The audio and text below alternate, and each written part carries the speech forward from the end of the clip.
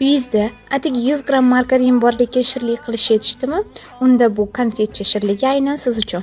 Xona haroratida yumshagan 100 gramm margaringa bir dona tuxum sarig'i, smetana, shakar upasi, qabartma, unni elab solib, yumshoqqina xamir qoramiz.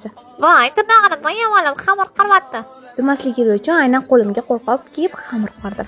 Yumshoq xamir qorib olib, biroz tindirib qo'yamiz. Ana endi navbat nachinkasiga. Nachinkasi uchun yong'oq, shakar, tuxum oqini solib, yaxshilab aralashtiramiz. Nachinka ham tayyor. Ana endi boya tindirib qo'ygan zvolamiznikiga bo'lib olamiz.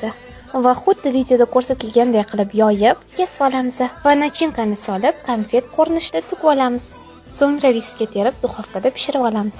Tayyor bo'lgan konfetkalarimizning ustiga issiqligida shakar upasini sepib, dasturxonga tortamiz. Bu videoni yo'qdan bor qiladigan tanishlarga jo'natib qo'yinglar. Retsept yoqqan bo'lsa, yurichani qisqartirib qo'yish esingizdan chiqmasin. Xursand bo'laman.